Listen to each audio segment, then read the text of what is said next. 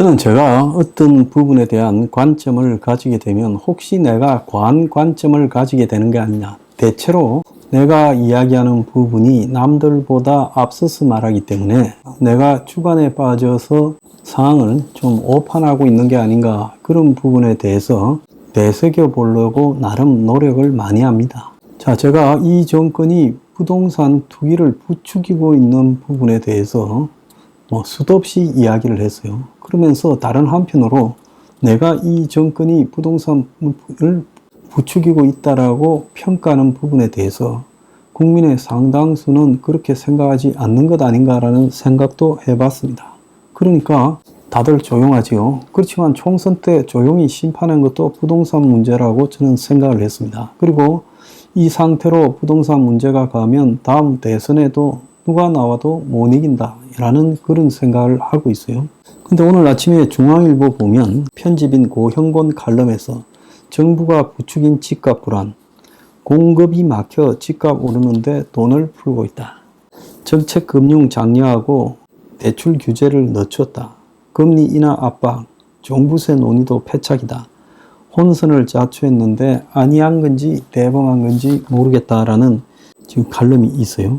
그래서 보수 언론조차 이렇게 생각한다면 이거는 제가 했던 판단이 맞다고 확신할 수 있습니다. 자, 부동산 시장에는 10년 주기로 집값이 오른다는 통설이 있는데, 그렇게 보면 문재인 때 워낙 올라갔으니까, 그래서 윤석열 정부에서는 안정 하락세를 보여야 되는 게 맞는데, 그래서 처음에는 주춤하더니 올해 초부터 다시 집값이 급락에 오르고 있다는 거예요.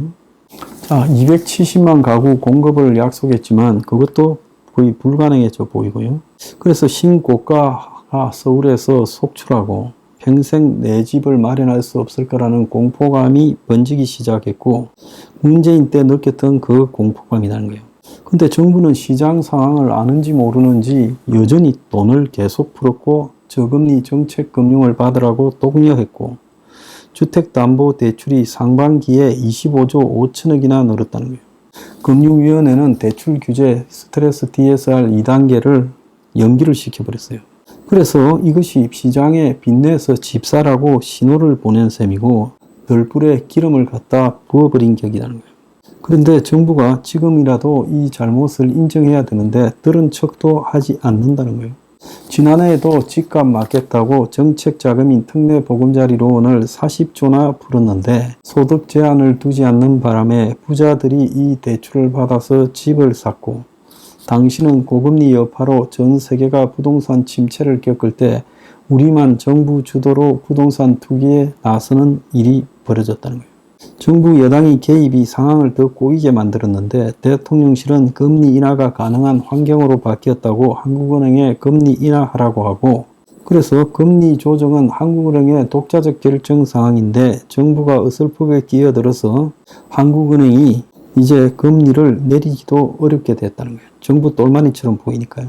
그래서 어느 나라도 이렇게 중앙은행에다가 금리를 오래라 내려라 가는 월권을 이렇게 저지르지 않는다. 종합부동산세 완화 논의도 경솔했는데 정부 여당 이재명까지 가세해서 종부세 완화를 거론했고 똘똘한 한 채의 수요가 몰렸다. 그래서 다급해진 정부는 종부세 완화를 이번 세제 개편안에 넣지 않았지만은 때 늦었다는 거예요. 이 모든 세제나 이런 정책은 시기와 맞아야 되는데 지금은 타이밍이 맞지 않다는 거예요. 자, 시장과 엇박자로 놀던 정권이 뒤늦게야 7월 중순에 부동산 대책회의를 열었고 급조된 정책이 나왔는데 신도시 만들어서 공급한다는데, 지난주 정부가 88 대책으로 21만 가구 추가 공급 대책을 마련했는데 이거는 아무리 빨라도 7, 8년 걸린 일이라 시장이 여기에 꼼짝도 안 할 거다는 거죠. 그러면서 주택 수요를 선제적으로 관리하겠다고 말했는데 자기들이 대출을 많이 풀어서 문제가 됐는데 선제적으로 관리하겠다니 이게 뭔 이상한 표현이냐, 이렇게 지적을 하고 있습니다. 부동산에 관해서 대통령은 보이지 않고 있고 정부가 느슨하게 움직이며 집값 상승을 부추기고 있다는 느낌을 주면 시장이 전부 집값에 매몰되고 있다는 거예요. 집값은 만병의 근원이고 양극화와 저출생의 원인이고 정부가 전력을 다해 매달린 엑스포, 의대 정원, 동해 가스전 이런 것보다 훨씬 시급하고 중요한 게 부동산이다. 전적으로 옳은 이야기를 했어요. 이 말을 뒷받침하는 기사, 서울 아파트 거래량 4년 만에 최다, 강북으로 매수세 확산. 자, 그럼에도 정작 건설업은 불황 폭염에 맹을 못 추고 있다. 그래서 6월 달에 통상적으로 늘어나던 건설업 취업자 수가 전년 비해 3.1%나 줄었다. 요즘 실업급여 타가는 사람의 70%가 건설 관련업에 종사하는 사람이다. 이런 말도 있습니다. 그래서 부동산이 불황에 직격탄, 실업급여 증가가 70%가 건설업이다. 건설업 한파 악화 일로 하반기 건설 경기 더 암울, 일자리 200만 개 붕괴 예상 이렇게 나옵니다. 이건 또 무슨 이야기입니까? 그러니까 정부가 하고 있는 일이 전혀 지금 도움이 안 되고 있다라는 거예요. 부동산 올라봤자 건설 경기에 도움이 안 되고 있다. 자, 오늘 아침에 이런 기가 찬 기사도 있어요. 수도권 빌라 무제한 매입 총력전, LH 인력 102명을 투입해서 빌라를 사들이라고 지금 비상이 떨어졌대요. 그래서 빌라를 사는 과정에서 고의나 중대한 과실이 없으면 혹시 일이 잘못돼도 징계, 문책 등 책임을 묻지 않겠다라고 말하고 있어요. 자, 그래서 총 11만 채를 사는데 우선 수도권을 중심으로 3만 3천 채 매입을 하고 여기에 기존 89명이 있었는데 102명을 더 투입해서 200명 가까이 지금 빌라 사는데 투입하고 있다는 거예요. 자, 작년에 고가 매입 논란 직원을 감사하고 했는데 이제 이걸 한시적으로 면제해서 고가라도 좋으니까 빌라 사들이라 하고 정부가 적극적인 LH 직원에 대한 면책 카드를 주고 있어요. 이게 무슨 이런 정부가 다 있습니까? 자, 현재 정부가 생각하는 것을 보면 집값 상승은 공급이 줄어서 그렇다. 아니, 건설사들이 상반기에 공급을 안 하고 담합을 한 모양이에요.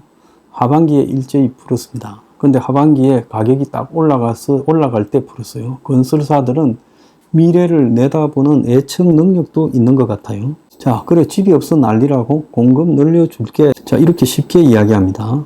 그런데 집값 상승이 지금 서울에만 그래요. 서울 아파트만요. 그러니까 없던 땅을 만들겠다고 그린벨트를 푸는 거예요.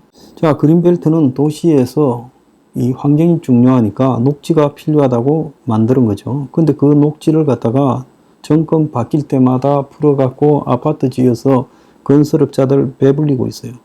지금 이번에 그린벨트를 푼다면 서초, 강서, 노원 이런 쪽이 될 거라는 거예요. 그래서 주로 강남에 이 그린벨트를 풀 거고 강남에 그린벨트를 풀면 이제 돈이 되겠죠. 투기 세력이 몰려들 건데 자, 그렇지만은 부동산에서 이 공산품처럼 공장을 더 가동해서 뚝딱 이렇게 아파트가 지어지지 않아요.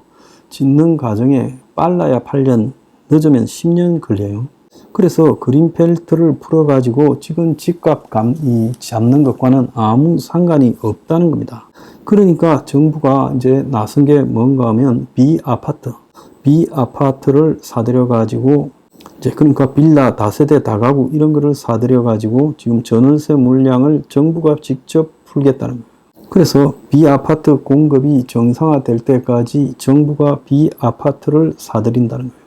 자, 그런데 이 비아파트라는 게 시세도 지금 엉망이고 결국은 이 비아파트가 이 정부가 책임을 묻지 않고 사들이라고 하면 뒷돈 받고 빌라 같은 거를 비싸게 사들이는 일이 우죽순으로 발생할 건데 그거 상관없다라는 거예요. 무슨 정부가 일을 이따위로 합니까? 그거 돈 주고 집 사는 거요. 누구 시켜도 다 합니다. 집을 파는 게 어렵지 비아파트. 그거 사는 게 일입니까? 용역 줘도 해요. 그 부패한 LH에다가 그러잖아도 비아파트 비싸게 산 LH한테 면책까지 해줘요. 기가 찬 일이다. 자, 집값만 띄우고 거래 취소한 게 1000건이 적발됐어요. 자, 그것뿐만 아닙니다. 10대가 10억짜리 집을 샀다는 거예요. 편법 정려 탈루 의심이 3019건이 적발됐다는 거예요. 부동산 위법 행위가요. 온갖 지금 부동산에 이 탈법이 난무하고 있습니다. 이런 거나 제대로 잡길 바랍니다. 자, 영업점에서 서류 위조 임의 처리해서 수상한 대출이 석 달간 616건이 나왔대요. 그래서 은행이 지금 돈 빌려주는 것과 관련해서 부동산 담보 부풀리기 초과 대출 등 탈법 행위가 은행 안에서도 횡행하고 있답니다. 지금 부동산과 관련해서 무법천지입니다.